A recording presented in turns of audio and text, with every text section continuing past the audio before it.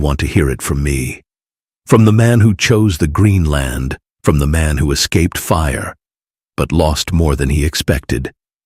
I am Lot, and this is what it feels like to walk out of a burning city with smoke in your lungs and regret in your chest. I walked with my Uncle Abraham for years. He was blessed, and I was blessed because I was near him. Our flocks grew so large that the land could not sustain us together. So he did something generous. He said, "Choose first." He gave me first choice. I looked up. The plain near Sodom was green, watered, fertile, prosperous. It looked like Eden. I did not pray. I did not ask God. I looked with my eyes, and I chose. Sometimes the eye sees opportunity, but the soul should ask questions. At first I camped near Sodom. Then I moved closer. Then I lived inside. Then I sat at the city gate, a place of leadership. I told myself I was influencing them, but slowly they were influencing me.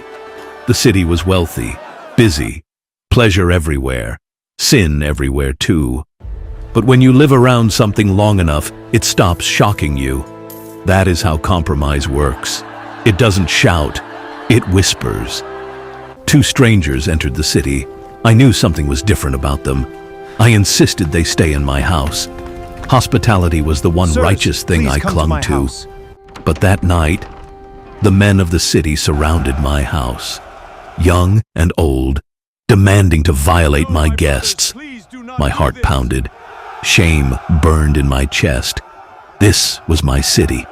These were my neighbors. And they were capable of this? I begged them to stop. They mocked me. They said, "You came here as a foreigner and now you judge us?" That sentence pierced me, because they were right.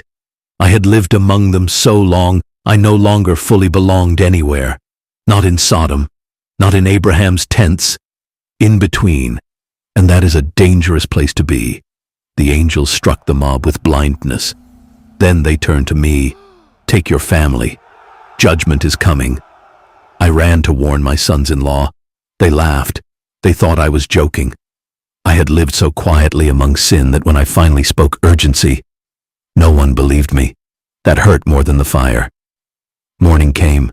I hesitated. Yes, I hesitated. Even knowing destruction was coming. Even after seeing angels, I hesitated. And then they grabbed my hand, my wife's hand, my daughter's hands, and pulled us out. That was not my strength, that was mercy. Run. Do not look back. We ran. The sky roared. Fire fell. The earth shook. Everything I had built, everything I had chosen, everything I thought was security, was dissolving behind me. And then she looked back. My wife. Just one glance. Maybe longing, maybe grief, maybe disbelief. She turned into a pillar of salt, frozen in attachment.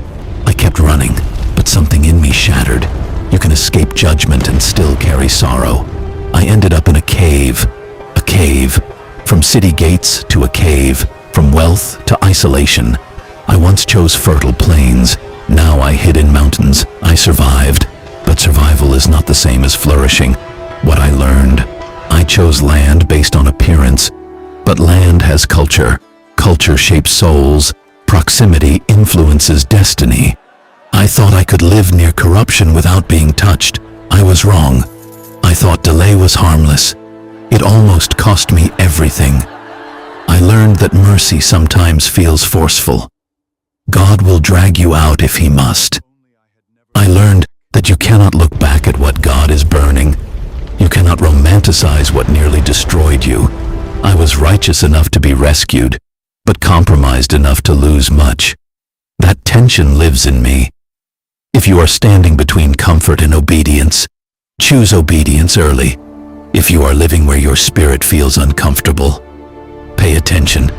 If God is pulling you, do not resist mercy, because some cities look beautiful until the sky opens. My final words, I am Lot, the man who chose by sight, the man who hesitated, the man who was dragged to safety, the man who ran from fire, but carries the memory of smoke.